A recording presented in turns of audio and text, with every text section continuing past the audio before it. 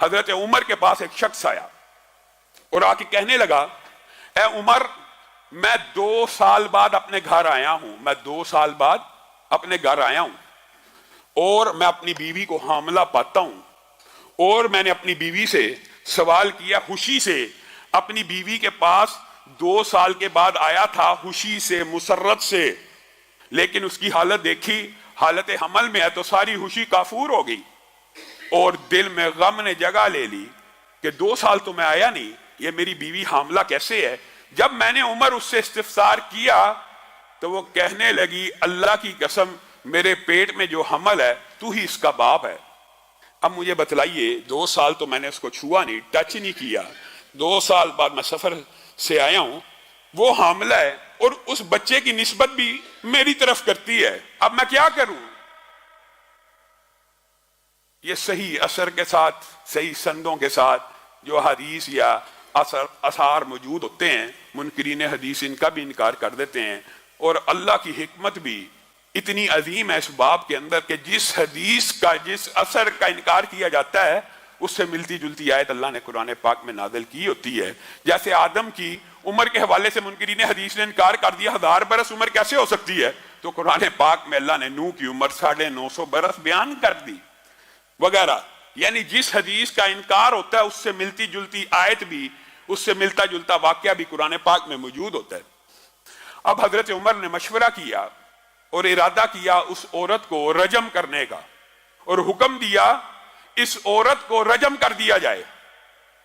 کون حکم دے رہا؟ خلیفۃ المسلمین۔ کون حکم دے رہا؟ امیر المومنین۔ کون حکم دے رہا؟ حضرت عمر، جن کے علم و فضل کے دنیا کے سارے امتی قائل ہیں۔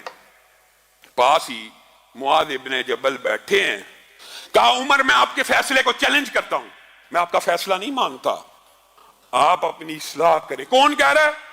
ایک رتبے میں، مقام میں کم درجے کا صحابی اعلیٰ درجے کے صحابی کو ٹوک رہا ہے۔ وجہ کیا؟ وجہ اس کے بعد دلیل ہے، یہ نہیں ہے کہ میں تیرے سے بڑا عالم ہوں، سب کو پتا عمر بڑے عالم ہیں۔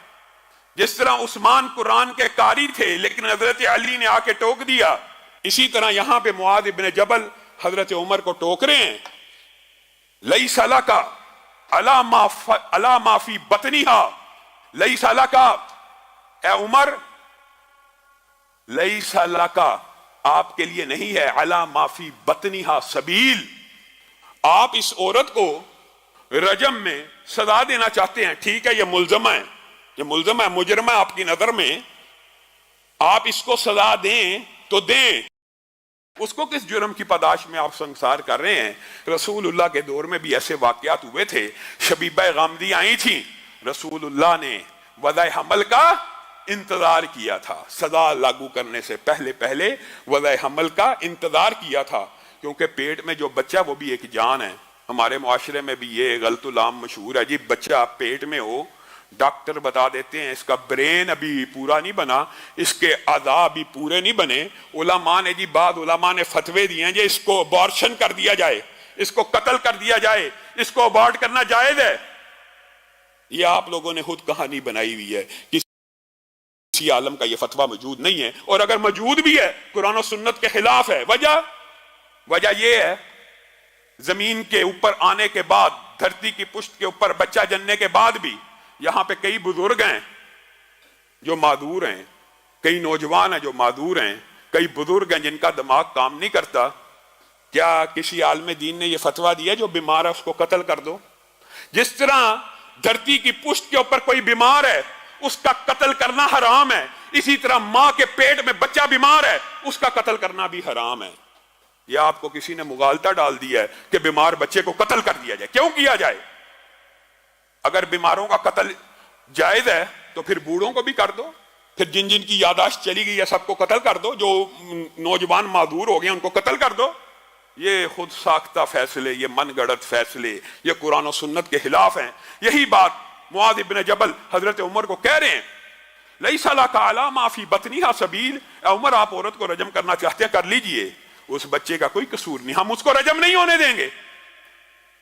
حضرت عمر رک گئے اور کہا وضع حمل کا انتظار کیا جائے۔ عورت نے بچہ جنا، عورت نے بچہ جنا، اور صحیح سند میں موجود ہے جس وقت وہ بچہ جنا قد خرجت ثنایاہو، جس وقت وہ بچہ جنا گیا وہ اتنی بڑی عمر کا تھا کہ اس کے دانت نکل آئے ہوئے تھے، اس کے دانت نکل چکے تھے، اور باپ نے اس بچے کو دیکھا، کہنے لگا اللہ کی قسم، کعبے کے رب کی قسم، یہ تو میرے ہی جیسا ہے اور یہ میرا ہی بچہ ہے۔ حضرت عمر تک یہ خبر پہنچی۔ یہ ہے وہ حدیث، یہ ہے وہ مقام جس وقت حضرت عمر نے کہا تھا ماؤں نے معاذ ابن جبل جیسے بچے جننا بند کر دیے ہیں، لولا معاذ لہلک عمر، اگر معاذ نہ ہوتے تو آج عمر اس عورت کو بے گناہ سنسار کرنے کے جرم میں ہلاک ہو چکا ہوتا۔ دنیا میں کون سی ہستی ہے، کون سی شخصیت ہے اگر ابو بکر کے فیصلے کو چیلنج کیا جا سکتا ہے؟ کس کی روشنی میں؟ دلیل کی، وحی کی روشنی میں۔ اگر عمر کے فیصلے کو چیلنج کیا جا سکتا ہے، کس کی روشنی میں؟ یہ نہیں فلاں نے کہا ہے، فلاں نے کہا ہے، معاذ ابن جبل نے کہا تو چیلنج ہو جائے گا، عبداللہ ابن عباس نے کہا تو چیلنج ہو جائے گا، نہیں، دلیل کی روشنی میں۔ کائنات میں کوئی امتی ایسا نہیں ہے جس کے قول کو، جس کے فعل کو، جس کے عمل کو چیلنج نہ کیا جا سکے۔ ہاں، چیلنج کرنے کے لیے دلیل ہونا ضروری ہے، اور دلیل اسلام میں وحی ہے، اور وحی کی دو ہی قسمیں ہیں، ایک اللہ کی آیت قرآن ہے اور دوسرا مدینے والے کا فرمان ہے۔ بس بات ختم، کلیئر، واضح بات ہے۔